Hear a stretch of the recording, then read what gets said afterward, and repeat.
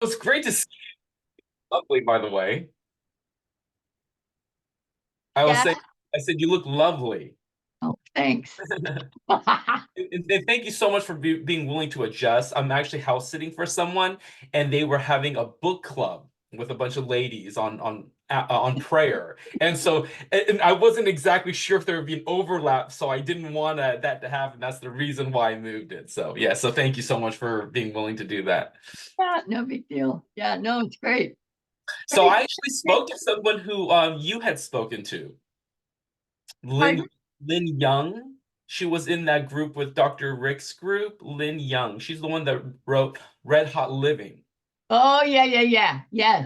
She said she had a conversation with you. Did you know her prior to that time with? No, no. No? This is all new to me. Oh, okay. Okay. Well, Yeah. she talked to I spoke with her. She's a wonderful contact and wonderful woman. And so she said, you have to talk to Nancy. You two need to have a conversation. Why do you think she said that? Any thoughts? You know, Shay, I was thinking about it. I watched one of your interviews yesterday and kind of made me a little nervous. But I was thinking today with Rick's call today, the women at my church call me badass. And Not I and I always fluff it off. Like, oh no, no. And I went, wait a minute. I need to own that because there's all these pieces of me, of us. And often I'm wanted to be more of a grandma, which I am.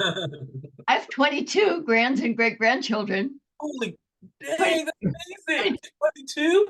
22. And I'm going to have two more this year, so it'll be 24. Four. Wow, one for every Right. hour. And here's the thing for me. I was in and out of the hospital in 2022, four times, and heart and lungs, which is pretty, you know, it's pretty serious stuff. And I finally sat myself down and said, I got to figure this thing out, or damn thing's going to kill me. Hmm. And I I I did a lot of deep work in myself.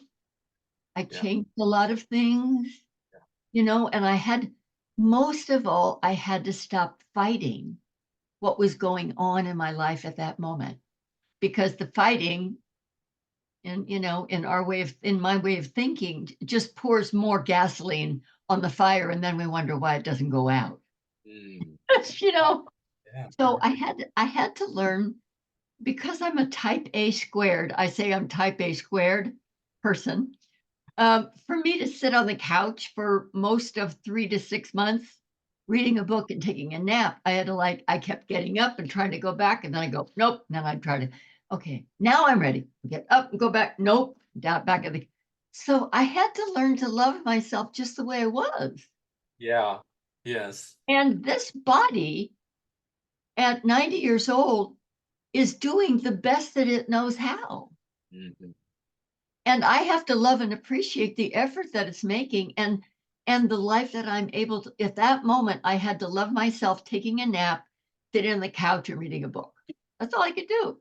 Yeah. Now, a year later, the cardiologist says my heart is completely healed. I'm back in sinus rhythm, and I'm line dancing again. That's amazing. That is So incredible. yeah, Wow. So you're 90 or 91? I heard that you're turning 91 soon. I'll be 91 in April, and that's Oh, when my book will launch. oh wow. What's the title of your book? Oh, I Or should do have a copy of the front here to make you laugh. I've got a copy of it somewhere. It's To Hell with Aging. That's awesome. Where is it? Wow, Anyway, that oh, is a great title. I faked up. I'm gonna put it real close. I Yeah. Oh, it's blurry because of the you blurred can't background. you Oh yeah, can't yeah, I can see a little bit. there it is. To Hell with Aging, and that's me on a skateboard. Oh gosh, that's hilarious. Was it 8 lessons for living? Is that what it was? Part is To Hell with Aging. It Uh-huh. it said old. The first title was Old Age, but it's been changed to Aging because it reaches a broader audience. Oh, that's great. I love that title. How provocative. And by the way, to talk about the whole badass thing, when I actually initially I've been coaching since 2014. And it was initially called Shay Coaching, which was just professional life coach.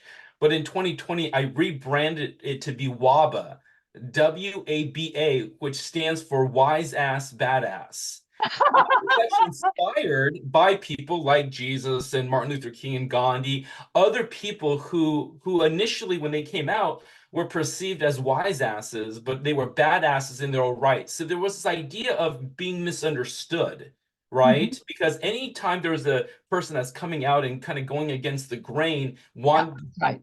information and change, people, not everyone's going to get it. There will be people who get it, and there will be people who do not get it. I get it. I like WABA, WABA. I love that. Good for you. Thanks, thanks. So I brought that up because when I met you in that workshop, you had that you were saying that your grandchildren were often misunderstanding you because of the content of your message, or is that right? Well, I love them dearly. We're passionately in love with each other, and we don't always agree. Yeah, That um, I've been where they are. I've self-sabotaged myself for the first half of my life, not allowing the good stuff to come to me. And now I'm like, what am I waiting for? When is this going to happen? If I'm not going to come out and because what I have is important mm. to share with people, because I experienced that hospital thing. When I left, I was on a walker. Wow. And now you're line dancing. Now I'm line dancing. It took a year, but I'm back. And it's we all have to look in our own hearts. I have to look at my own heart and find what's right for me. And I do a lot of questioning, a lot of deep Good. asking and Yeah. searching and looking and deleting. Yeah. If it's not right for me, deleting, you know. Right. But Yeah. at the time I'm a professional actress. I retired in 22, but it's been most of my life. So as an actress, I felt like I was getting dull. The edges were I didn't feel as sharp. And Yeah. I thought, okay, I need to do something to kick me in the rear. What would that be? And I decided stand-up comedy was like the scariest thing I could possibly think of. So I went and took some stand-up comedy classes. And lo Okay. and behold, at the end of it, I was invited to perform at the Comedy Club on Sunset Boulevard in Hollywood, Wow. That's a very I, well club. which I did twice. And the title of my stand-up talk at that time was "There's a Naked Man in My Bed." And I think I was about 85 at the time. And I'd been a widow for So you were 85 at the time. I was 85 at that time. Yeah, so this was And about 5 years ago. yeah. Yes. And it was a fabulous experience. And they asked me to come back. I went back another time and they kept asking me, but it wasn't my vibe. Oh, okay. The whole scene wasn't really my vibe, but I was so proud of myself for doing it. I mean, talk about stretching talk about coming out and like, here it is, folks. Ta-da! Wow. But then I tend to retreat back into the scared little kid, Yeah. who still wants approval. I'm Right. sorry. Yeah, yeah. I, It's so funny because I've had a desire to do stand up as well. And I was mentioning to other people that you had done stand up because I had heard you say that. And so I thought, gosh, could you imagine if we got on stage, it'd be like this, the differences in ethnicities and age would be hilarious. I don't know if people actually do stand up in duos, but I thought that'd be, like in the old days, they had those people like yeah, Albert Costello and like all those older well, yeah. that would be so funny. I mean, I have people from so I go to a spiritual community. A lot of my friends are in their 70s. One of my good friends is 96. And so I have a lot of older women in my life that have been encouraging me to step into my genius, which is actually human sexuality. So currently I'm studying with the Sexual Health Alliance to become a sexual educator. Because in my past in Southern California, I lived in Riverside in the Inland Empire, if you're familiar with SoCal. And so I was an English teacher for over 20 years. What was that? And I was an eighth grade English teacher. Oh, okay. Yeah, so I'm making this psychological transition from going from that space into sex ed because I really believe that when it comes to so many of the issues that we have in terms of coming into our own voice and so forth, some of that actually comes from like childhood shame and trauma and all these things, right? And so for me, what I really desire is I really desire to hold space for the whole spectrum, starting from even in utero, like what, how do we make sure that we're bonding with the fetus that's placed all the way to throughout our whole entire life until the day we take our last breath? What Yeah. does sexuality, what does touch, what does caring and bonding and all of those beautiful, messy things in life, what does that look like? And that's the reason why, I mean, I'm so grateful that you're willing to have this conversation because I really want to know, like, because I mean, I'm ethnically Chinese, so all my life I have this very huge regard for, people that are older than me. But what Mhm. I didn't realize was in the midst of that, there was a little bit of ageism, and ageism in the sense that older people should have all their shit together. older people ought to, like, have just pure wisdom and almost like this nirvana state. And what I found instead being part of this community is that people that are older than me are still going through their own stuff. They're That's right. still learning, they're still growing, they're still asking questions, unlearning things. And then what it did for me, what it allowed me to relax into my humanity as I express my divinity. And I think that's what I'm kind of hearing from you as you talk about your hospital experience. I love that. Um, Anita Morjani wrote something about, I can't tell you how imperative it is for you to fall in love with your divinity and I would add, and your humanity. Yes. So Yes. because, yeah, because we're all human and divine. We're spiritual Yes. beings. We're spiritual beings. I didn't make this for sure. I got that part figured out. I don't have the rest of it figured out, but I got that part figured out so far. So there is an infinite intelligence that's orchestrating everything in the universe all the time. Right, There right, has to be. It can't possibly be accidental. It just can't. right, And right, so this isn't accidental either. right. And Yes. the years, however it long, I wrote something about, if you ask your spouse to bring you something for dinner and they bring hot wings and sushi and you don't eat hot wings or sushi, you don't have a right to get upset. Be specific.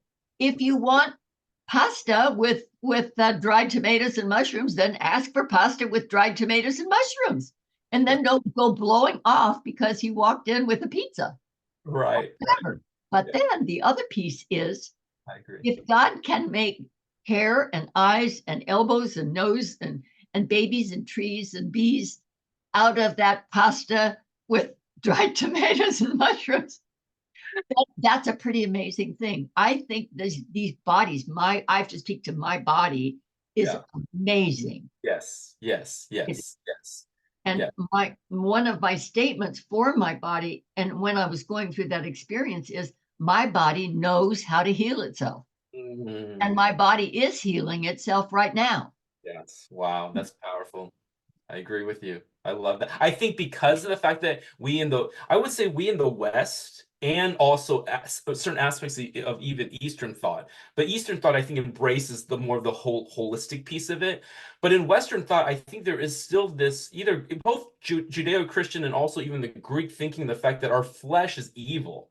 And I think that because of that piece, it makes shame really easy to sip into our consciousness. And then we start hating ourselves. We start hating our bodies. We start hating the expressions of physical love, erotic love. And I think that that does us harm. I think it's about, like, if you're familiar with Spider-Man, Spider-Man's Uncle Ben says, with great power comes great responsibility. And I believe that the human touch, our sexuality is a great power. But if we don't actually open up and talk about it, then how do we learn the responsibility piece of that without just pure fear as the tool to get us to behave? I don't think that that's actually a balanced perspective.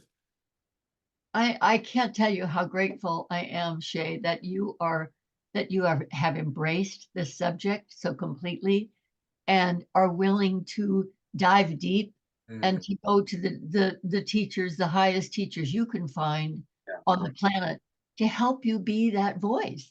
right. Because in my era, there was no voice. There was no conversation, none.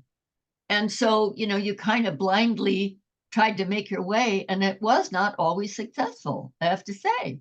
And if it wasn't successful, there was nobody to talk to about it, to ask, am I, where did I get off track here? Right, right. What's the piece that I'm missing, or how can we make it better, or any of the just it was just because I was still part of that era, sit on the chair and be quiet, be seen and not heard. My mother said that's what she was told as well. A Yes, lot of women were. yeah. So with sexual abuse, there was I didn't have words to Mm, even express what it was, nor was there anyone that I could talk to, because it was the era. It wasn't my parents, her parents, anybody's parents. I realized in my later years how far my mother's came, oh, because when she was living at home, her older sister was 10 years older than she, and they were given no instruction on the female processes or anything. In the middle of the night, when she began her menstrual period, her cycle, oh. she went screaming through the house thinking that she was dying. Right, right. That makes sense. Yeah, Yes. I mean, how you would know. right, right. No. And her mother just gave her a rag and said, put this on and go back to bed. And that was the end of the conversation. So then I have to see how far my mother came. And I didn't go that much farther with my kids, but what I see with them is their openness and willingness to be trained themselves Mm, by elders and by older couples, right. and how willing and how open they are with their children Yeah. discussing sexuality. Yes. Yes. Yes. Yes. I have two adopted kids from mainland China. And so my daughter was adopted at 9 months. My son was then adopted at 18 months. And my daughter, as soon as we got her, as a little one, I read to her from a picture book called First Comes Love. And it had all these animals, and it basically talked about animal mating, and then there was little descriptions on the bottom. And there was one where there was a sperm winking to an egg, right? And so for me, it's not about having the talk. It's about having talks with your kids about anything in life so it doesn't feel like you're having this taboo conversation. It's like it's just as if like if the enjoyment of food was taboo and you only had one conversation with your child about the yumminess of food. How bizarre would that be, right? It would be like insane. Bizarre. It Be would be bizarre. bizarre. Yeah. So that's the reason why my daughter's 16 now, and her and I can have open conversations about sexuality, what's going on with her friends, what's going on with her. And so I know the fact that when she becomes, I just turned 49 this Sunday. So as she gets to, into her older years, that she's going to be way better off than I was in terms of feeling shame for my body and so forth. So my desire is the fact that as each generation comes about, that we will spiral upwards Yes. instead of spiral downwards and go, because that doesn't do any of us good, right? We oftentimes talk about wanting our next generation to do better than us. And a lot of times we're talking about financial success, right? Stability and things like that. But I think that when it comes to things like sexual literacy, whether or not we understand how to actually receive love and be loved, not just in the sexual component, but even the emotional intimacy and the psychological intimacy and the spiritual intimacy. How do we do that? I think the only way to do that is to have open dialogue, like you were saying about the whole sushi, buffalo wings versus the pasta. Have open conversations, even if it's uncomfortable. Absolutely. And the more I think it's a Western culture, because I don't think that other countries in the world have the same mindset that we do here in the West. At least that's my thought. It may not be correct, but that's kind of what I There's something to be said about American culture, even in comparison to like European culture. Uh-huh. The Europeans are a lot more open about bodies and so forth. I mean, they still have their own, but there's something very unique about American Puritanism. That Yeah. that that I like. I came out of I was born in 75. But when I was a teenager, it was during the time of the AIDS crisis. And that's when the talk about abstinence was really, really pushed. And that's Mhm. when I was going to youth group. And so this is where, like, we took our abstinence vows. So I didn't actually have my, like, the traditionally defined sexual intercourse. I didn't have that until my honeymoon. So I was, like, in quotes, a good little boy. That's the reason why after my divorce in 2018, I was so scared, Nancy. I was like, I had only been with one person all my life, and then suddenly I'm in 2018 and thinking to myself, like, what do I do now? Right? And so I think that's part of my spiritual awakening, sexual awakening, and so forth. And to be able to hold space for all of it in this very holistic space instead of just going by what everybody else is saying or doing. Yeah. Yeah. So this is the reason why I'm so glad I'm having this conversation with you, is because the fact that you have so much life experience to look back on, and you have seen so many decades and so many generations over, in terms of, like you said, not only family but then also, like, culturally across, time, right? I mean, the sexual revolution in the 70s. My understanding was that there were two revolutions in America recent. 1920s there was a sexual revolution, and then 1960s there was a revolution, and then we started backtracking a little bit in the 80s. Yeah. Yeah. Woo! What a And you know what's so crazy? what? And what's really crazy is, for me, the reason why this hits home so much is because, so we all have, like, negative self-talk, right? That comes to our brains. So Yeah. one of my negative self-talk is I'm a mistake. And the Well, reason a Mhm. mistake? I am a mistake, yes, because of the fact that I was born out of wedlock when my parents were teenagers. And Okay. so, and to the point where this goes back to the whole sex ed thing, my mother didn't even know that she was pregnant until, like, weeks before I was born. So this is the reason why, for me, that it really hits close to home. And then later on in my life, after I was married, I found out that the fact that I couldn't have biological children, and that's the reason I adopted. So for me, sexuality is so close to my heart. It is really because I think I came from that, and even as an adult, I went through that whole going to the fertility clinic, and I mean, not fertility clinic, but to try to find out my own infertility and things like that. So I think that for me, because it is so a part of my own journey and my own story, then Mhm. it's an issue of, like, like, I would often say God wastes nothing, right? Like, he can take a pile of shit, manure, and then plant a tree with it. In the same way, we all have things like that in our lives, right? The painful moments, the valleys, the shadow of death moments. And then in the dark night of the soul, how then can we utilize that and help other people to feel less alone? Yeah. Loneliness. When I had COVID, I discovered loneliness was an illness of its own. And that was part of that being on the couch part too. It's like one thing follows the other. And it was all a learning period for me. It was such a learning. And they say everything in life, everything around us, everything that comes to us is an opportunity for us to learn something, expand Yeah. our understanding of ourselves and life Right. better. And I discovered that loneliness by itself was an illness all its own. Yes. Forget COVID, forget all the rest of it. And so many, I mean, 75 to 80%, or maybe even more, of the women in anywhere, let's say over 70, that I know are alone. Yeah. And Yeah. it's awful. It is It's awful. really, it's awful. So a lot of my book is about getting engaged with life again, not letting yourself be that couch potato, because when you give into it, and we've all done it, we've Right. all, Yes. and what one sentence I read in the book the other day, because I was rereading it, is nothing comes from doing nothing. Mm, Nothing time you sit there and wait for something exciting to happen, right. Yes. the chances of it happening are pretty small. But they're the senior centers today and parks and recreation. I take line dancing and Latin dancing through the parks and recreation, because you don't have to have a partner. You don't have to Oh, come with your own partner. Right. Everybody dances with Yeah. everybody.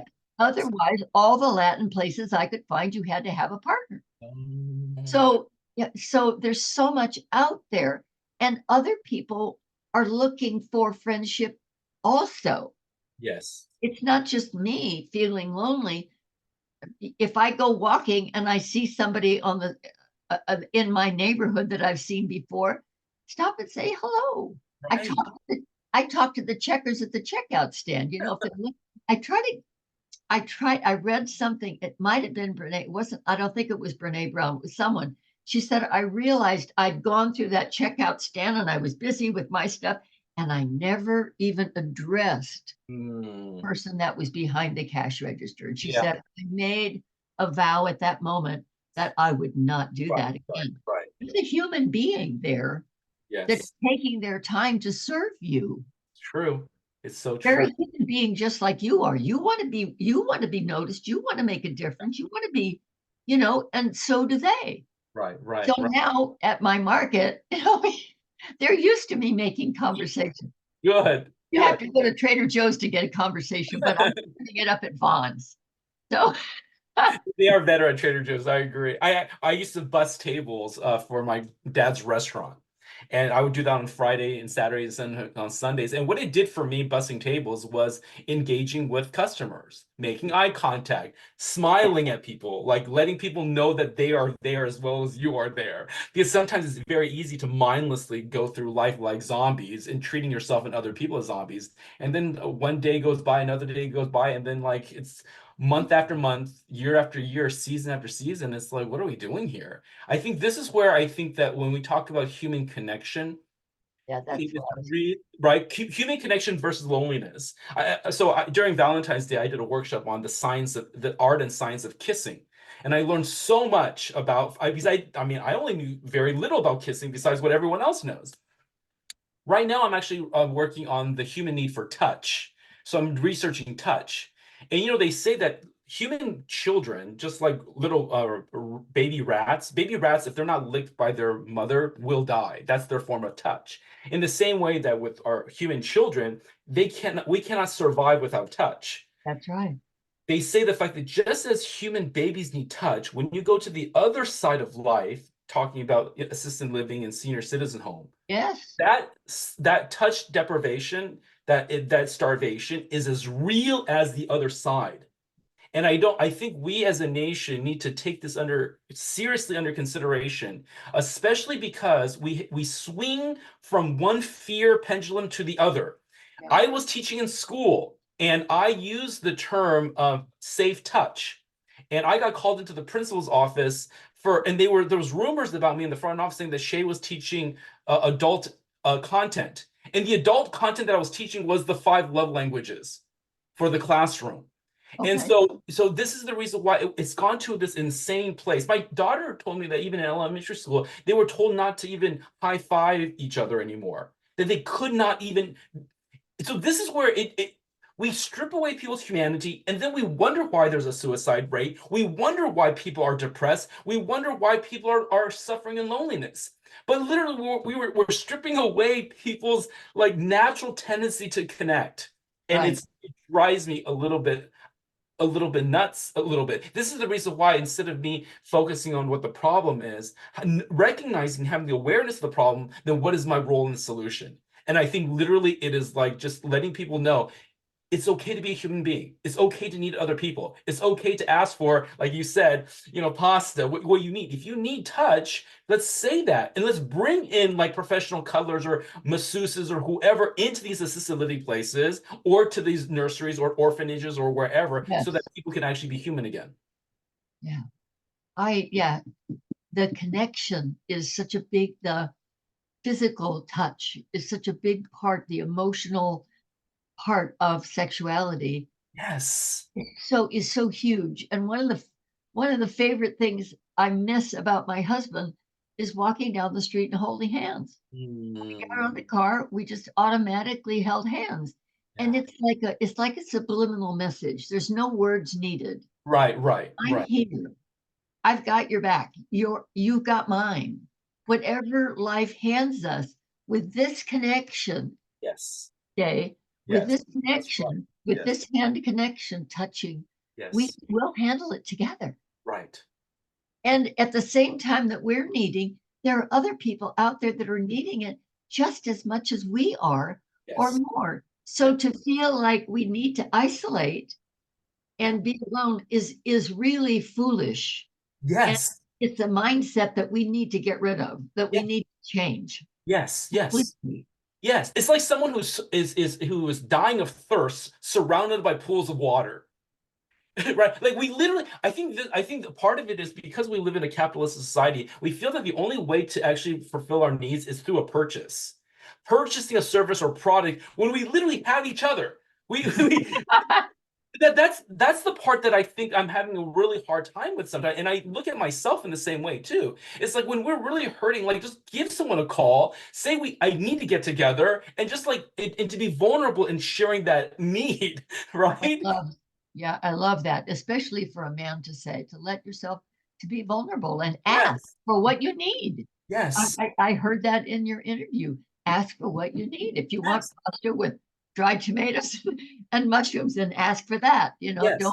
don't Yeah. beat around the bush. Be willing to really ask for what you want. Right. But because of the fear of rejection, Yes. Oh, yes. because of the fact that someone might look at me and say you're weak or you're this or that, that is the issue that becomes then, that whole idea of once bitten, twice shy.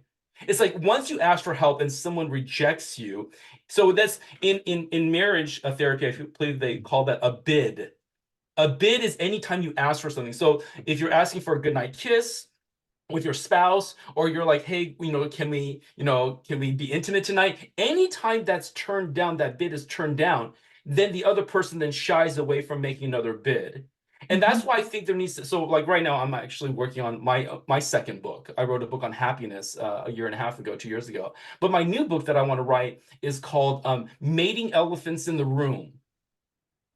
Say it again. Mating Elephants in the Room. So you're mating the elephants that are in the room. No, it's the fact that we already know what an elephant in the room is, right? The elephant in the Yeah. room that no one talks about. Well, imagine if the elephants are mating, and everyone's like elephants that are mating. That's super uncomfortable. So for me, it's really a talk about let's talk about human sexuality. Let's talk about talking about human sexuality because by not talking about it, it's going to get really messy when those mating elephants start producing an offspring, and then we're like trying to turn away with something as natural as that. Yeah. And so that's the reason why I think it's so important, like you were saying about, your this generation being more open to having conversation. I'm still finding there are pockets. There are Sure. still a lot of pockets, big pockets of people that still have a hard time having these conversations. I Really? just love that my grandkids are not going to go through what I went through Yeah. and part of what you went through. Yes. Because it's not right. It's not part of the divinity of this beautiful life that we've been given. I mean, Yes. we didn't create sexuality. I didn't. You didn't. Right. There's a mind greater than ours that divined how to keep humanity and the animal kingdoms and all of that going forward. Yes. Because Yes. without it, it isn't going forward. And right now, there's a crisis. Right now, and if you look at the statistics, even when you look at places like England is true, but even like Japan, Korea, Taiwan, China's even struggling with it. In the United States, if we didn't have immigration, we would not be able to hold up our economy because what happens is when people become wealthier. Yeah, And people wait later to have children, the population decreases. that's right. So for the sake of our existence, our survival, we need to wrap our minds around sexuality in a Yes. holistic, complete, healthy way, or Yes. we're going to have major, major issues, Yeah. and that's why it's so important. For me, this is not just about pleasure is a huge part of it. But for me, it's the stability of how we are going to manage our future existence. Really, really, really is. And I think in the most basic level, it literally is first giving us permission to say that we need touch, to say, I need a hug right now. I really, really need a hug, Or like, could you hold my hand right now? Mhm. Like I realized at one point that one of the last things I want in my life is I really would like during my last breath that someone's holding my hand. right? I mean, as simple as I just want to know that someone is holding my hand while I'm taking my last breath. And yeah, what a gift. Yes, What a yes. great gift. Yes, I talked to someone who actually was a, like we have like um what are they called, those women who give birth, like a midwife, right? Advice. Yeah. Yeah. Or so I thought to myself, I want that for me when I'm gonna transition.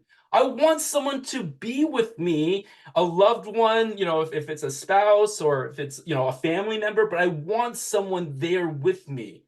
And that again goes to that idea of connection so that we're not isolated. When we came out, we weren't isolated, right? No, no, no, no, no, no. From the very beginning, you were created in touch. Literally, the sperm and the egg did not video chat. They did not text one another. They had to make contact. And then we have a belly button that attached us to another human being.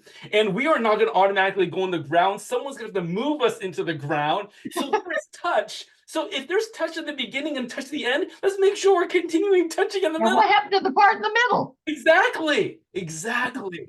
And Yeah. there's at some point where touch becomes scary because of molestation, because of sexual coercion. And it's in this fear period that we have to exercise how then can we own it and be responsible for it so we're not doing each other harm. But to ignore it is not right either. It's not humane. It's not humane to what we're doing to one another.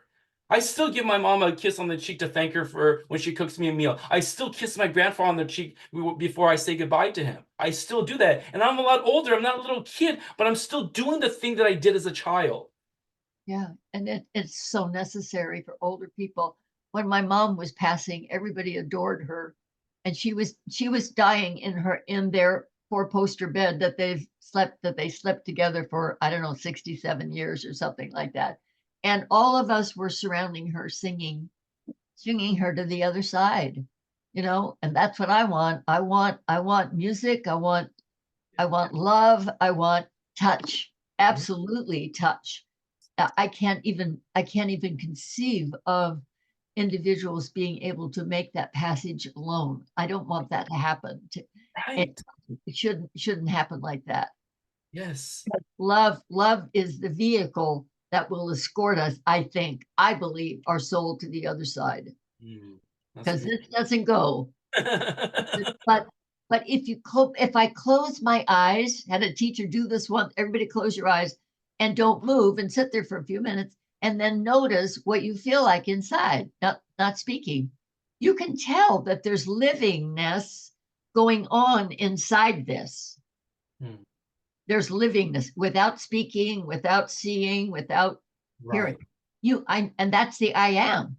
Right. That's Right. I Right. am. Yes. So Yeah. your I am Yes. is that's your identity. Yes.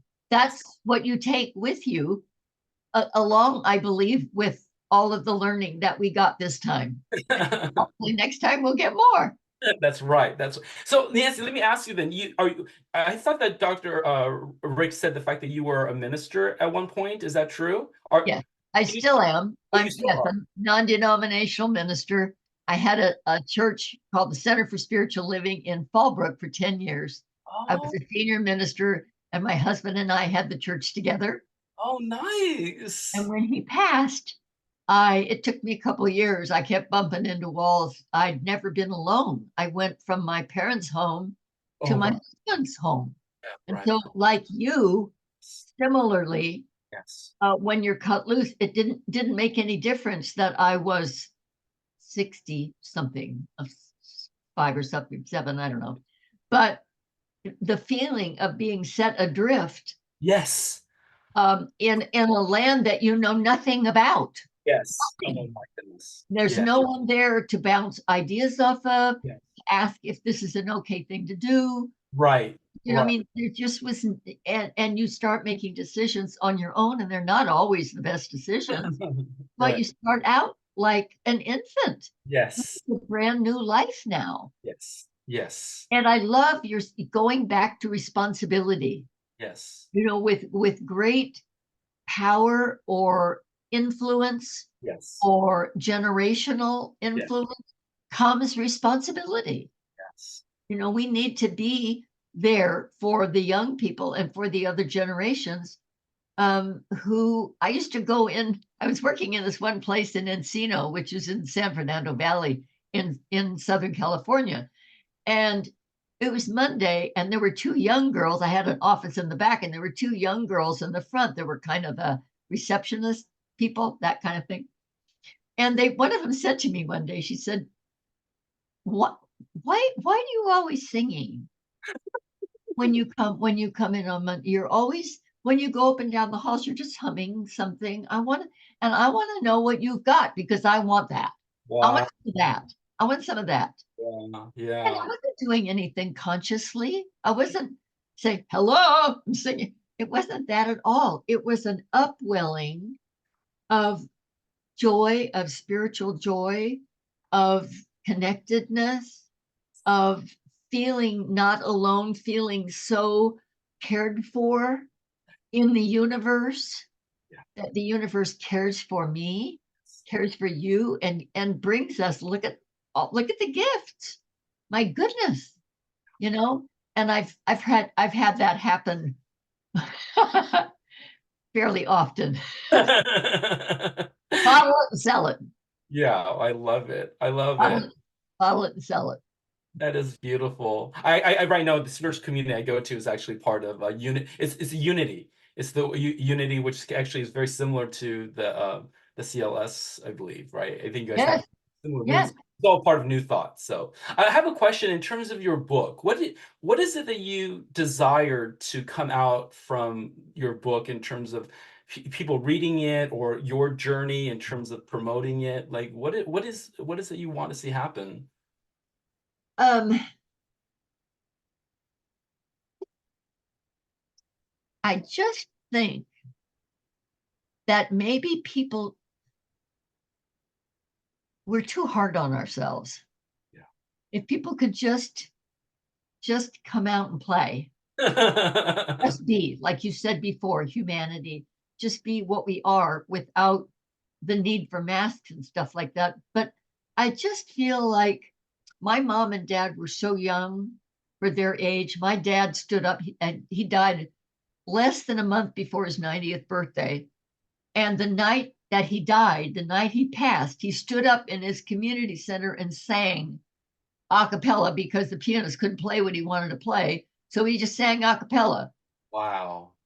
And later, my brother called him because they just had this deal because my brother lived all over the world. He called and said, "Dad, because he'd been in and out of the hospital a lot. And he'd been through a lot."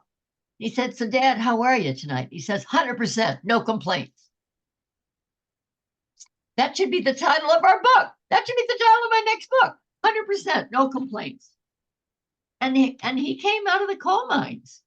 He had an abused father. He was beaten and, all that, and had to run away and join the Navy to educate himself at sea because they were only allowed to go to the seventh grade. It's like don't let women read or own property or vote Right. because Right. they don't have the intelligence to do it. It's a piece of that. It's Yes. still hanging around. Like you Yes. said, Yeah. It there really. are still pieces of it out there. And I want people to know that life is good. Mm. When I was sitting on my couch and I'd get depressed because I couldn't dance, I couldn't sing, I couldn't act, I couldn't do any of the things that I love to do. I couldn't travel and see my family. I couldn't do much of anything. And I would say, wait a minute, open your eyes and look around you. Look at your home. Look how blessed you are. Look at the community I live in. I feel so safe. Yeah. I could leave my doors unlocked.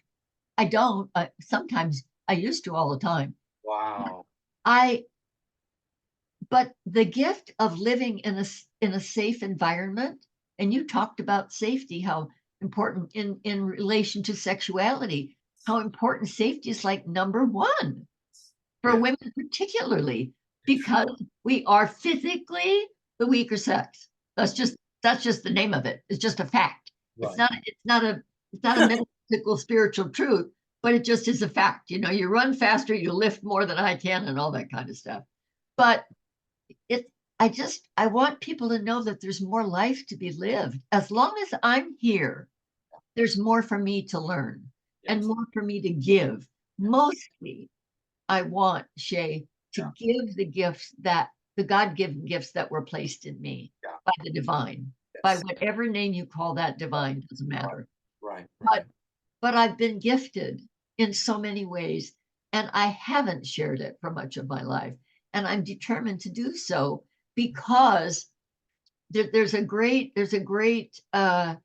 poem by Neil Donald Walsh that it's kind of long, but it basically says, don't hide your light. Go out and be the best that you can be, the best you that you can be, the biggest, broadest, highest, widest, most open, loving, giving that you can be, because other people will see that and go, I'll have what she's having.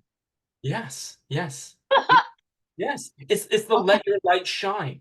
Let your light shine before men. Don't hide it, right? Don't hide it in a bowl. Don't put it in the closet. And I think there is where the irony is.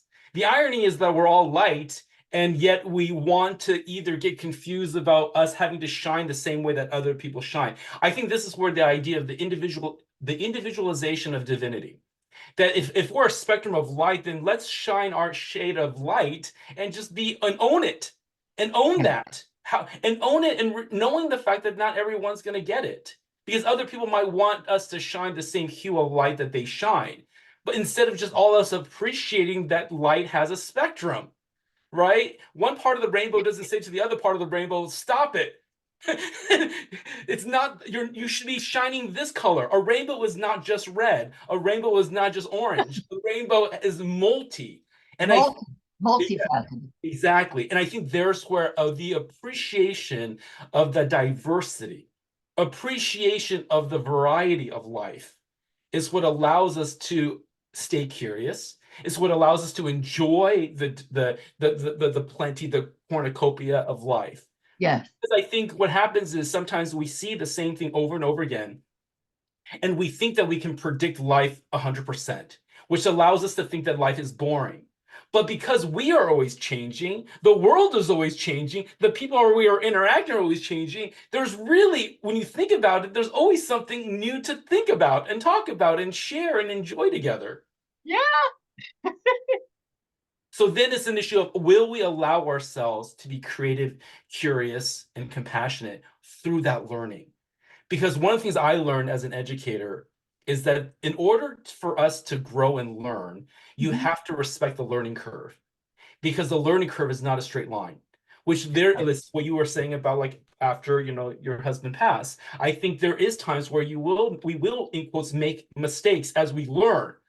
So then the question is there someone to hold space while we do that? So that way we don't go too far off one way or the other, right? So I Yeah. think that's where wisdom comes in. I think this is where experience comes in. And Yeah. that's one of the reasons why I think what would do us good in our culture is for us to appreciate the wisdom of the wise. Mhm. Because I think that we in our society we perpetuate youth so Yeah. much It's, yeah. to the Out detriment of of balance. it's It's just, unbalanced. Yeah, it's just out of yes. balance. That's all. Exactly.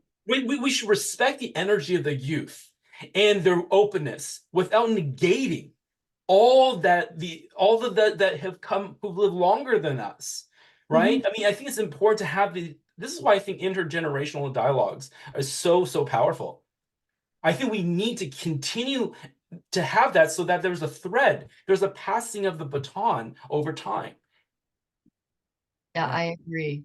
I That's agree. why your book, I think, is so great. I think this is why you're talking about the word aging, right, versus old age. And I Yes. think in terms of a broader audience, I think like my daughter who's 16, for her to read your book, I would want her to get something out of it as well, right? Even though she's only 16, it's that idea. Yeah. Yeah. Yeah. Ideas come and go. I can't. I could never be you. You couldn't be me. Right. That's the variety. So, Yes. I mean, look at wildflowers. I mean, you can't even count the numbers of insects and all. And I love to walk in my neighborhood because there's fruit trees everywhere. Southern California has, we were all orange groves Yeah. and apricot groves and all this kind of stuff. And there's food growing everywhere, Yeah. just free on the trees, just comes, just food to feed the 7 billion of us every day. I mean, just think about that. Just think about that. How the sun warms us, gives us light, without which there wouldn't be food, there wouldn't be water, there wouldn't be air, there wouldn't be earth, there wouldn't be us. We wouldn't be here. Yes. So life, all of life is a gift. Yes. When I remember that, I do better. I have a better time in life, and I find it easier to be me. I Yes. think I think where I've gotten caught up in the past is comparing myself to other people's shine. We said earlier, you know, Yes. my Yes. shine is not going to be yours. Yours Yes. isn't going to be mine. But there's going to be people who are going to vibrate to your Yes. energy. Exactly. It's all energy, and Yes. people who vibrate to mine. Yes. And Exactly. that's the truth for all 7 billion of us. There's Exactly. somebody for everybody out there. Right. Right. Right. Yeah, Yes. and use it or lose it. In there, I wrote because I made this up for myself when I was getting better. The more I move, the more I move. The Mm. more I move. So in my book, in a little subtitle, I wrote, "The less you move, the less you move." Because if you give in and find yourself on Yeah. that couch forever in that barca lounger with your feet up and your beer and your pizza or whatever it may be, you're likely going to stay there, and your body doesn't care for that. It really Yeah. doesn't like it. And it's not going to serve you well if you don't treat it well. That's my thought. I love it. It's funny when you're talking about the whole fruit thing. The reason why fruit or grass grows is because of the sun, right? That's photosynthesis, and the Uh-huh. animals eat that. So, in a sense, we're always taking a bite of the sun. We're always taking a bite of light because Yep. that's literally how it works. And Yep. I love that idea of the frequency within is because it's true. I think there's where when we look at the masses, so one of the things I learned is that you know how people say like comparison is like the death of contentment and things like that. I've heard the fact that it's actually there's more nuance to that. Comparison is not bad because we have eyes and we there is things are different. The problem where it gets bad is the judgment. When we put Yes. That's values fine. on it, that's the part of comparison that becomes challenging. That's Because fine. because the reason why there's variety is because there's comparison, because one is different than the other. And it's okay to acknowledge the difference instead of having everything be bland. Yeah. It doesn't have to be that way. And I think that's why for me, when it comes to human sexuality, I think for because I recently one of the most well-known sex educators came to a book on a book tour, and I met her. It was like for me, I told her when during the Q&A, I was like, "Oh my gosh, you are my Taylor Swift." I did, and the whole audience started laughing and clapping, but it was true. I felt like I was meeting like my superstar, and I asked her a question, and it was regarding why is it that we can't learn from the past? Like, why is it the fact that Dr. Ruth in the 80s and 90s would say, you are normal? And Dr. Emily Nagoski are still having to say to her students at the university, you are normal. And I think this idea of feeling that we're broken or something that's wrong with us Yes. keeps us from settling into the ease, Yeah. settling into that so that we can allow the ease of the shine to happen. Because I really think that at the in the most pure sense of the idea of shine, I don't think it's actually trying to shine. No. I have a phoenix tattoo. I have a double phoenix here that are Okay. two fingers facing one another. And the way that I envision it is when you have two firebirds facing one another, a bird by its natural instinct and self flaps its wings, right? That's what a Yeah. bird does. Yes. You have two people that are transformed or in transformation. As they flap their wings, we know that wing flapping creates the fanning of the flame. So when you have two people that are both fanning each other by not trying to fan the flame, not trying to create wind, but just by being itself, allows for the other to grow bigger and shine. And that's what I love about being with people that are like-minded or people who are on the same frequency. It's because there's a consciousness that just me being me, you being you, Nancy, and us talking, automatically shine happens. Right? I'm Yeah. getting it. I'm totally getting it. I get it. When I was in the church in Fallbrook, there was this young man, and he had a family, two boys and his wife, and he was tall, and he always sat on the aisle, And every time I'd look at him, he'd have this big grin on his face. And I mentioned it one time how much I appreciated Yeah. looking out, and I knew he was with me. He Right, right. wasn't off, thinking Yeah. about the ball game he was going to see later or something like that. And he said, "Will you toss the ball out? And my job is to catch it and Yeah. throw it back to you." And I went, "Wow, Yes. isn't that awesome?" I love that. I love that so much because it deals with engagement. One of the things I learned when I was in the classroom was just because you're there does not mean that you're there.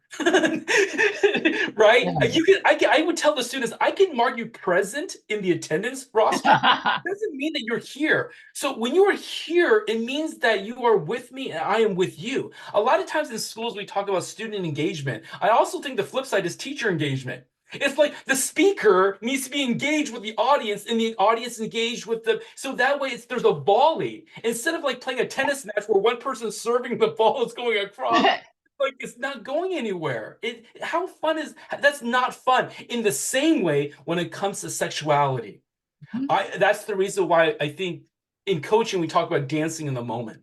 And the thing that I have found so beautiful about sexuality is when you have a partner who can dance with you, Yeah. right? Because then you can be mindfully in the present. But the thing is, and Nancy, I'm going to tell you based off because I've had so many conversations with women now, and then now people who are in the field, okay, in the sexuality field. Uh-huh. And what I'm hearing is that, and again, I could be wrong, and I mean, we can all be wrong, but this is what I'm hearing. Most men are not good lovers. Most men, this is what I'm hearing from a lot of women. Most men are selfish. They have no clue about how to please a woman or how to be in the moment. And that's the reason why I believe that I'm here. I've had too many near-death experiences. But one of the things that I learned after my divorce, so you know how some people can pick up a paintbrush and paint really, really well as a child, Yeah. Yeah. get on a piano and play like just from hearing. After my divorce, I learned the fact that I had a superpower. And my superpower is I could give women orgasms just by talking to them. And my father shared with me that there was these ancient texts, Chinese texts, that were lost for about 900 years. And it was from the Taoists. Uh-huh. And one of there's like three areas that the Taoists focused on. And the third thing that they focused on was female pleasure. It was at that point I started questioning whether or not it was epigenetics, like things were passed down to me through my descendants, or maybe it was a past lives things. Because in my experiences with women, Mm-hmm. things came naturally. Mm-hmm. So natural that when I started talking to other women, and even they were like, Shay, that's not been our experience. Not the That's norm. the reason why the shine for me is just like Bruce Lee in the 70s talked about his martial arts. I feel like marital arts is where I need to go, right? It's really about how then do I bring my culture? How do I bring out my experience and help people to be more encompassing? How do we balance the equation between what's oftentimes lopsided? Yeah. That's a beautiful thing. And the fact that these are ancient texts Yes, in the Tao, it yes, that they had a much healthier yes, viewpoint around sexuality, which was just a normal part of life, yes, as yes. death is a normal part of life. Buddhists practice death, practice dying every day. So that when it comes, they'll be good, they'll be okay. They won't freak out because they practice it every day. Well, yeah, this is beautiful. And the fact that you've dedicated your life to this, and this is why I'm here now.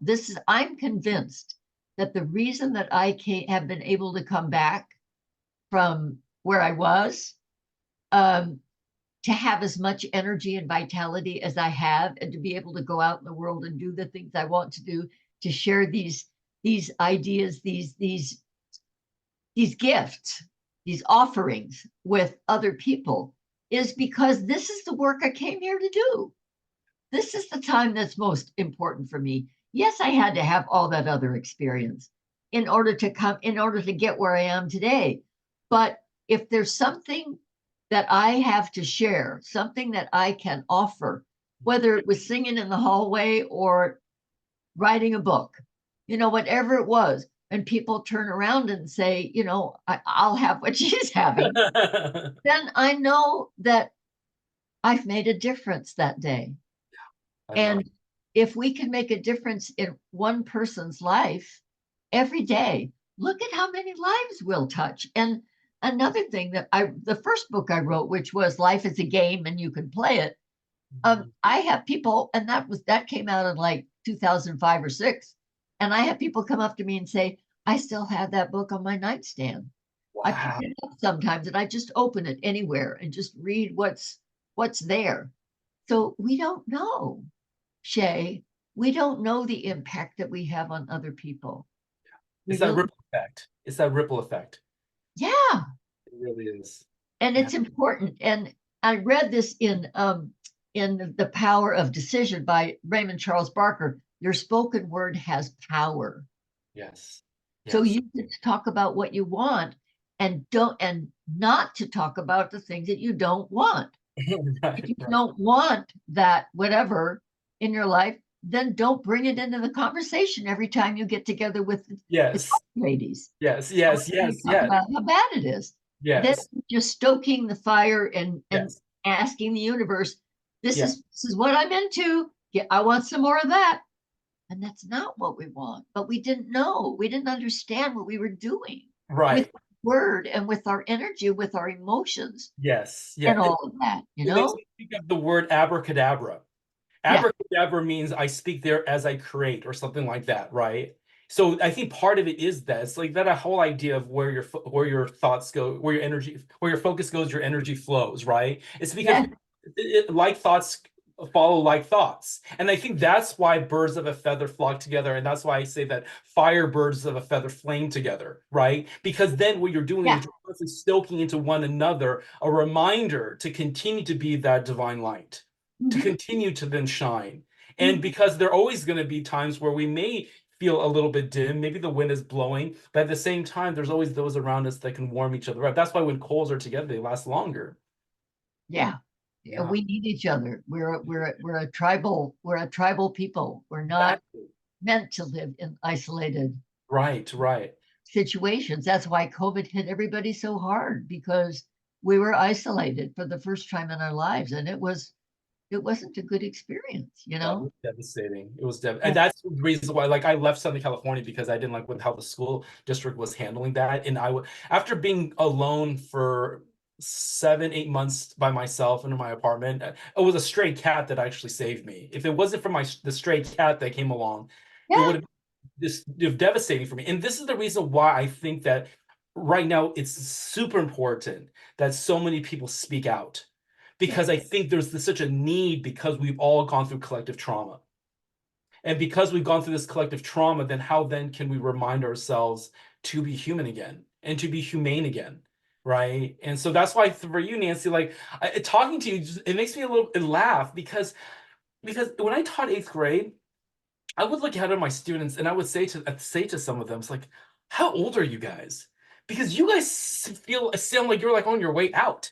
Like literally, and I'm like, I'm a lot older than you, and I feel more alive. And when I think about you, Nancy, I'm like, my God, gosh, like I just feel your youthful energy and Mhm. your craving for new things and your desire for another day, another year, and that's why I think that's for so many people, um, like you were mentioning about the not moving piece, it's almost like there's not a reason to get up. It's almost like the sun is so tired, it's not even rising another day, right?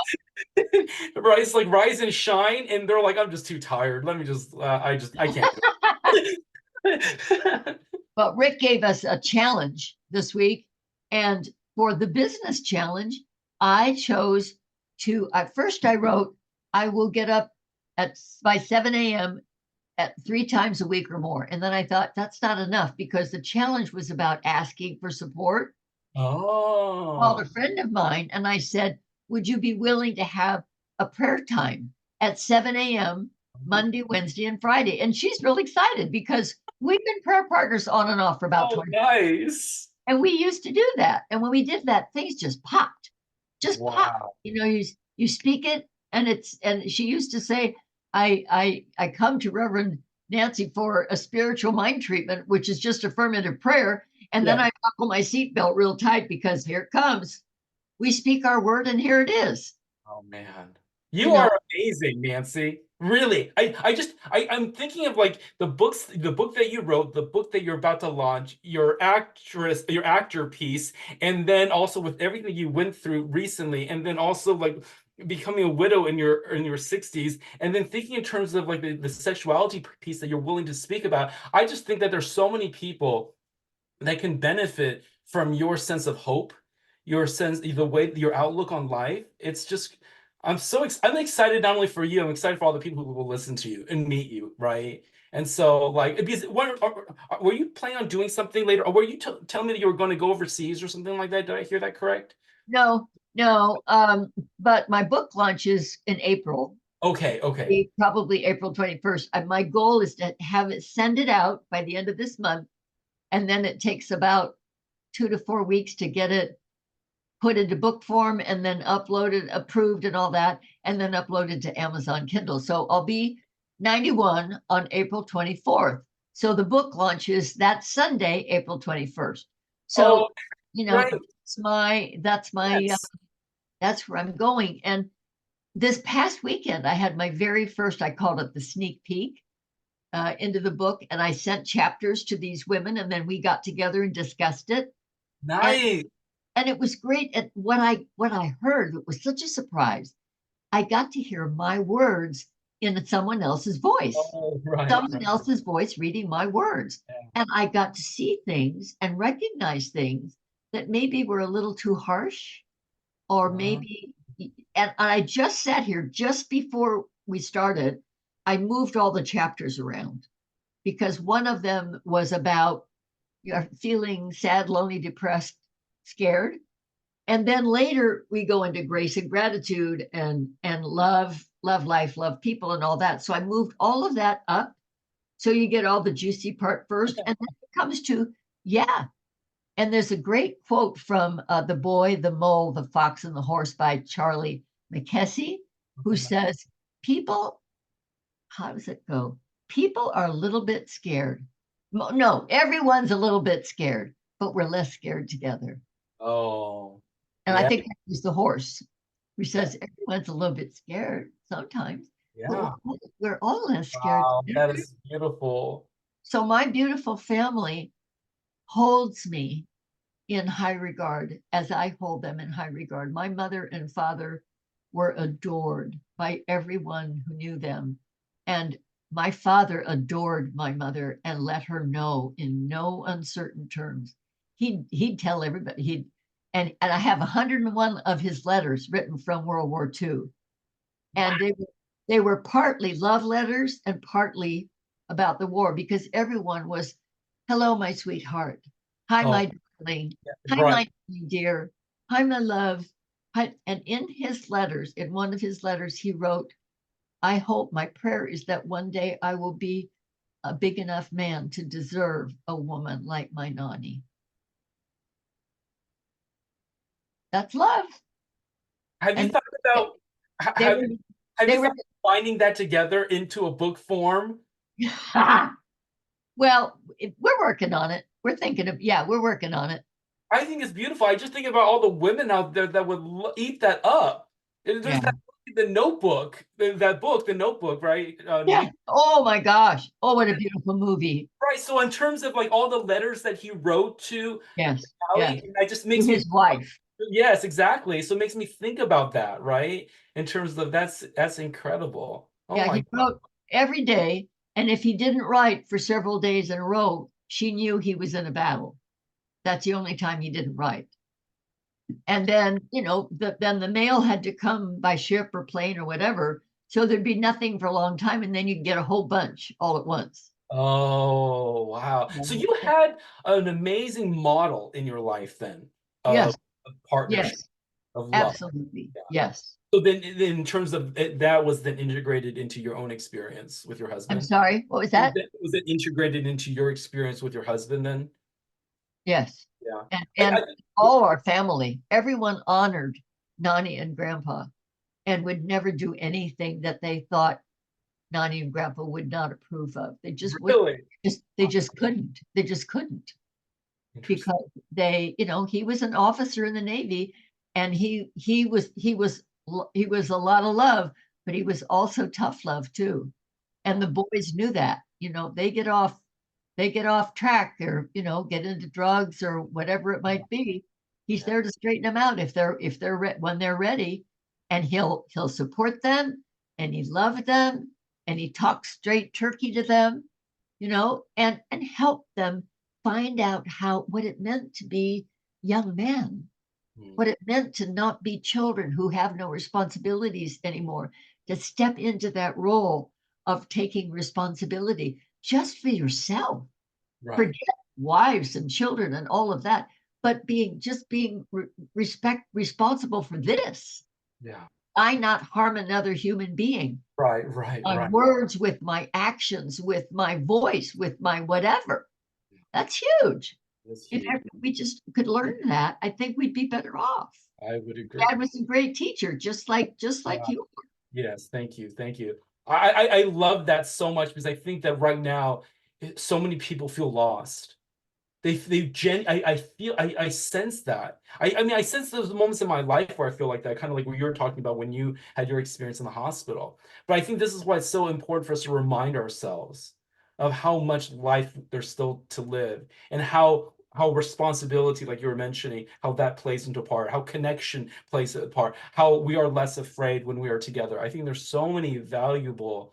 I'm wondering in terms of like, are you gonna go to congregations or other communities to share your book? Do you have Yeah, any plans for my that? yeah, my when I first heard that title, I first heard "To Hell with Old Age." Well, then we changed it to "Hell with Aging." But then I sent it to a friend, and she made that cover. And when I saw that cover, I see it on every coffee table.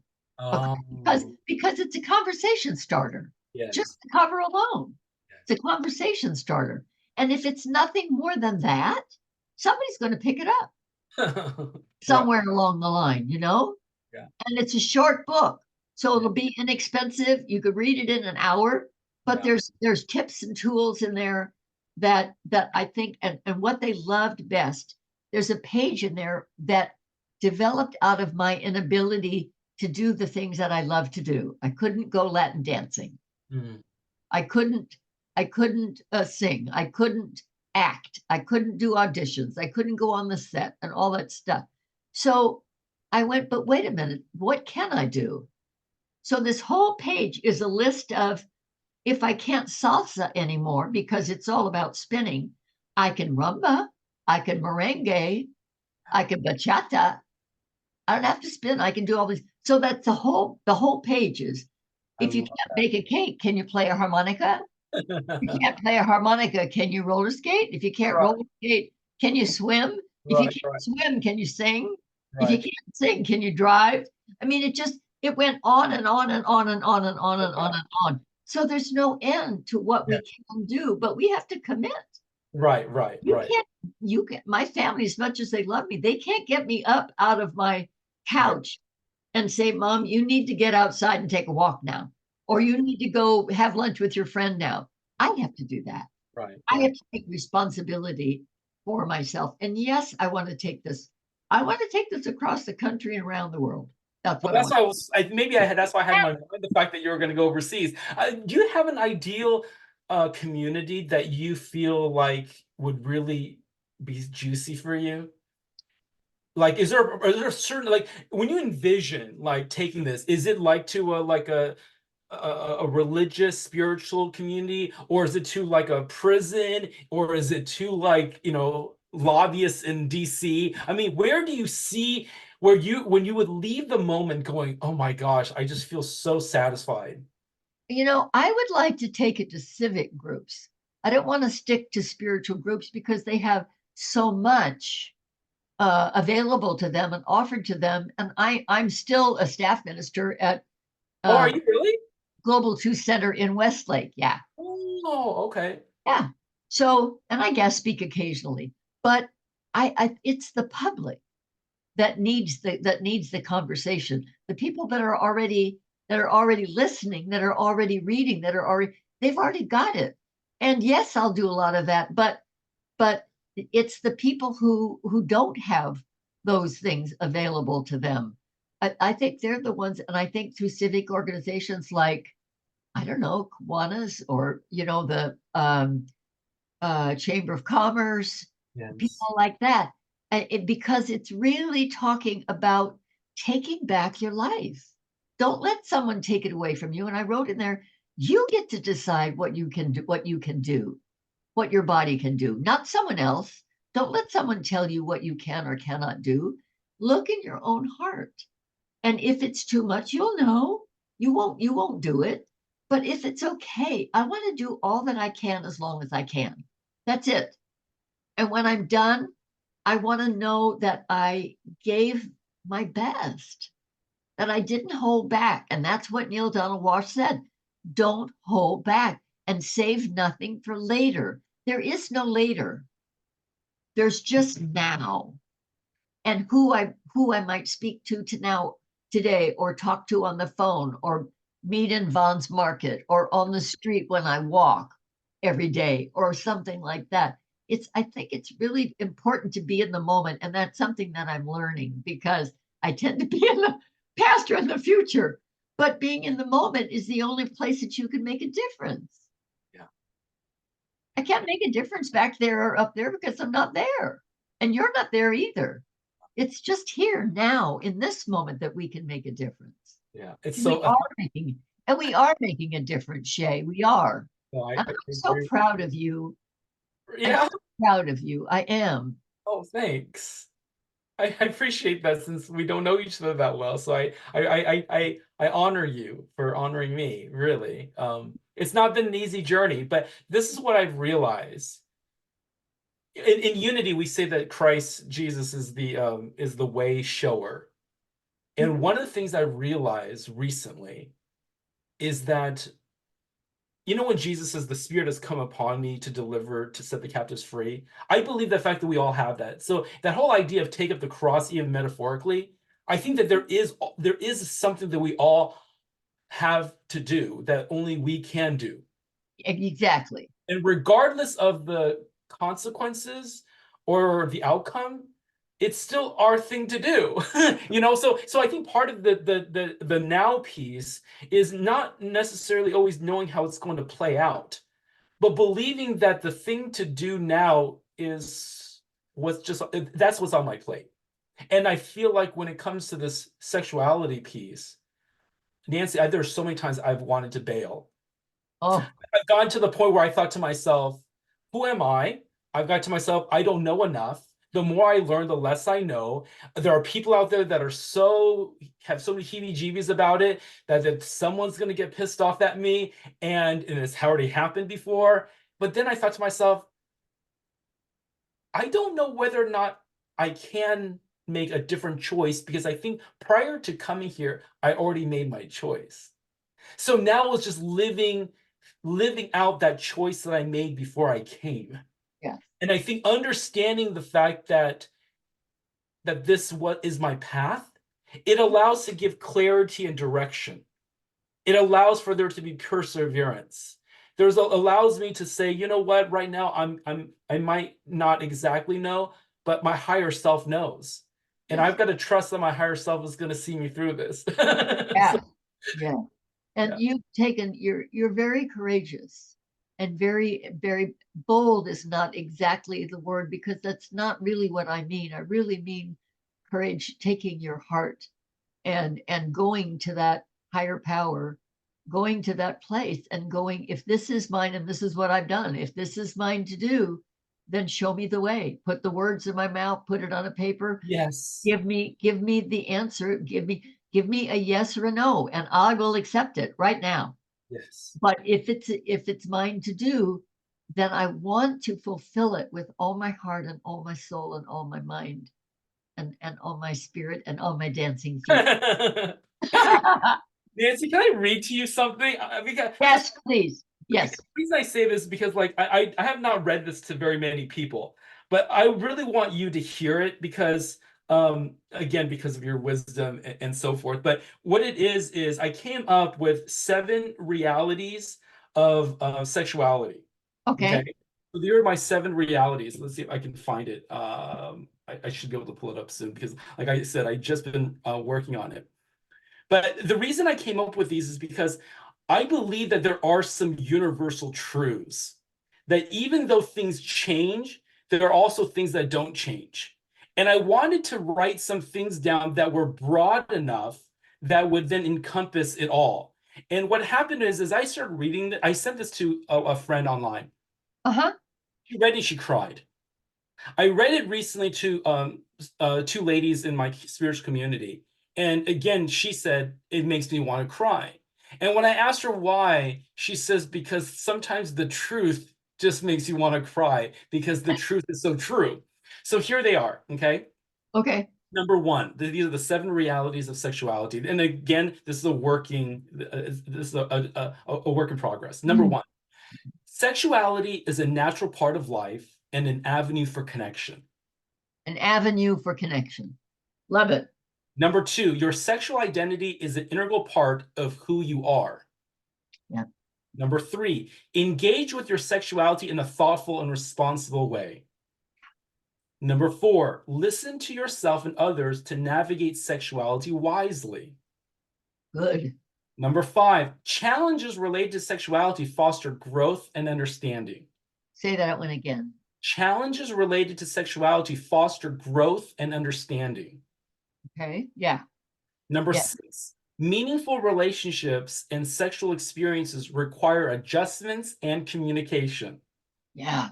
That's Special one, communication. that's one of my favorites. I'm going to read that one again. That's the one that's super meaningful to me. Meaningful relationships and sexual experiences require adjustments and communication. I think that alone, I think I could write a whole book on.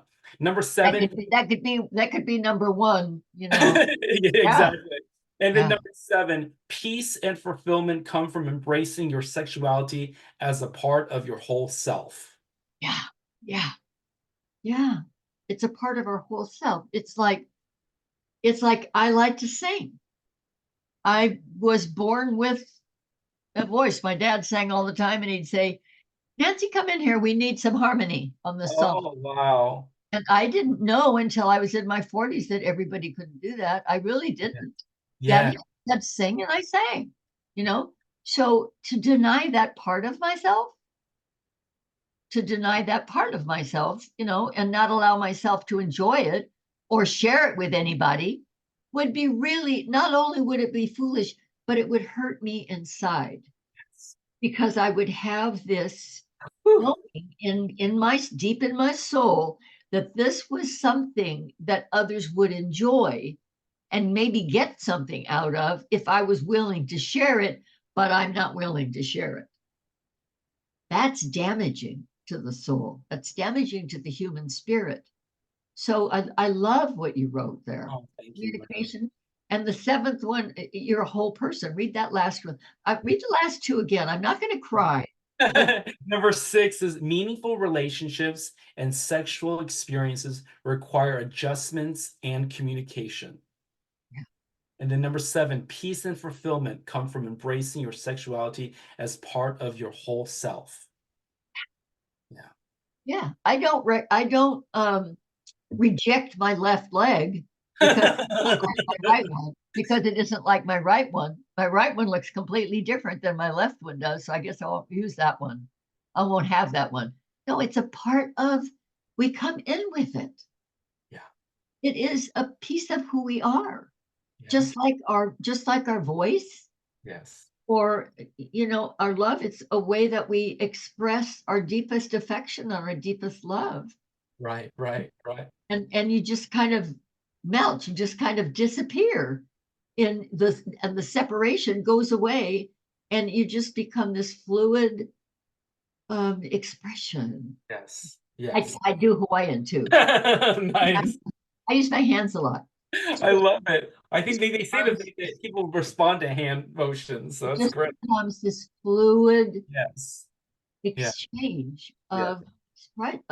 of heartfelt expression. It's true. The one things that I learned after, I mean, as I was exploring my own sexuality, I thought about because I think I mentioned to you I went to seminary. Did I mention that I went to seminary?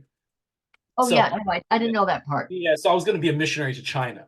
Sure. And Okay. so because of that, and right, even though I go to Unity now and I don't, partake in that way of thinking anymore, Uh-huh. but what it did for me was it made me think of about the idea of sacraments. Uh-huh. So when you look at some of the when you think in terms of like the Christian denominations dealing with the sacrament of baptism and the sacrament of the Lord's Supper, right? The Eucharist in the Mass. What I discovered was that the reason why sexuality is so powerful is because it's a sacrament of two things. It's a sacrament of remembering where we came from. So when you think about the Big Bang of creation, I think that there is that idea that, there's the bang and then it goes throughout the emptiness of space and then all creation happens. So I think sex as procreation has that image. And the other thing is in Taoism, it says that in the Taoist text, it says all rivers return back to the ocean, all streams return back to the ocean. And I Yeah. believe that when all of us go back to original source, Mhm. right? At the end Yes. of time, I think there's where that's the other part of sexuality is that when the two become one, Mhm. it's the going back to the oneness. Yeah. So again, this is idea of like procreation, recreation, relational. There's something about sexuality that is a reminder of something that's bigger than us. It's like the bigger narrative of all existence. Mhm. So I Mhm. find that when we look at sexuality from that like really big space, it allows us to feel like we're part of not just this, people used to perform like Shakespearean plays as Mhm. a drama for these big ideas of life. And Yeah. I believe that sexuality is like that. But I think what happens is sometimes when it comes to sexuality is that people find it so commonplace that it forgets that the amazingness of it, the Mhm. amazingness of what it symbolizes in the scheme of things. So, And it's um it's mimicking creation. yes, You're creating yes, in you. yes, You're in the act of creativity and yes. oneness that takes place. Yes. That's why when you're talking about the fluidity of it, right? This Yeah, thing. and the peace that comes out of that, the sense of safety, the sense of being held, the sense of being known, the sense of being Yes. cherished, the sense of being loved on both sides. Yes. It's crucial to our well-being. So true. After my divorce, the first woman that I had my experience with, she told me that we could not have sex. And this is what she said to me. She said that she was a tantra trainer. Okay. And she says, you've only been with one woman. I've been with so many men, I've lost count. I don't think that we can have sex. Well, of course, eventually, because we were talking, she said, okay, we can do this. So after we got together, or when we got together, after 6 hours, after the birds started chirping, I asked her, how was it? And she said it was mind blowing. And she asked me, how was it? And I said, it was interesting. And she said, interesting. She took offense to that. And I said, I'm sorry. I only said interesting because I thought that I would feel guilt. But instead, what I felt was I felt zen. I felt at peace. There was this oneness that I felt. I felt like the world had suddenly gone quiet. Both in the outside got quiet, but then inside my soul got quiet. And it was a stillness and a quiet that I had not experienced for the longest time because when you go through a divorce and things like that, things get really psychologically messy. But in that moment, it was bliss, it was flow, it was ease, it was it was amazing. And then the second day was 4 hours, and the third day she needed to rest. Because but what it did for me was it really allowed me to let go of the fear of going into the space of singleness. Yeah. And then when I met, I always call her the love of my life, which is someone in my life now. And when we first met, she had 24-hour orgasms in the first 24 hours. And at one Wore point, her out. You wore her out. And she well, said, yes, I'll have what she's having. well, the funny thing is, at one point, she had her second and third orgasm, not that experience, but another time, she had her second and third orgasm so closely together, they were like 3 seconds apart, that she laughed out loud because she didn't think that she thought that she needed recovery time. But I only mention this because of the fact that what I realize is that when sex is good, it is beyond good. It is like you can't order off a menu. You know, it's like you can't, there's something about it that is so human and yet so divine. And I think, Otherworldly. oh It's yeah, yes, it feels, otherworldly. yes, it does. It feels surreal in the otherworldly sense. And that's the reason why, as I talk to people and I talk to women who tell me for 10 years of my life, for the last 10 years of my life, I have not had sex with my husband. You know, or like, and they tell me stories about how unsatisfying it is. And then part of my soul wants to weep for them Yeah. because I feel it's not just the lack of sex and it's not just the lack of intimacy, but it's the depth of loneliness. I think there's something to be said about feeling lonely when you're alone. But when you're with someone and you feel alone, the shittiness feeling is horrible because you know the access is right there and yet there's a disconnection going on. Yeah. Yeah, there's something came through there. I was trying to catch it, but it Uh, drifted away. And that's okay. No, it's so much great conversation with yes. you today. Well, Nancy, thank you so much for having me with me. I seriously think if you and I ever actually gone on stage for a stand-up, I think there's a lot of things that we can come up with. We So would, yeah, we would tear the house down for sure. I think so. I think so. But I really do wish you nothing but the absolute juiciest, most amazing, brightest experiences as your book gets published and as you know, share your life and your wisdom and your experiences and your words with others. I am so excited to see how things will unfold for you. And I really like, I just think about all the women in my own congregation that could benefit from your book and also just from your I'm excited to actually send this recording to some of them because I think it actually would really encourage them a lot. Yeah, So one of the women said, not on Friday, but before that, I think it was at the center in Westlake. She said, it's not just hearing what you say, it's being in your presence, yes. in the physicality. And I don't know why I popped out like this. Why I don't know why I have this like energy that just goes on. You know, I didn't put it there, but it's there for a reason, and Yeah. I want to share it. So they'll say, "I'll have what she's having." I love, no, I think you and I are birds of the feather. I I really think do. we are. Yeah, I Yeah, think we are. I'm I clapping. I'm it's clapping. yes, exactly. No, really, that your energy is in the way that you speak about life. There's a lot of the things I resonate with you. And this is why I think there's such beauty when we talk about intergenerational conversations. There's because the thread is humanity. The thread is divinity. The thread is life. The thread is like still hungering for connection and sharing that connection with others. So you are one powerful being.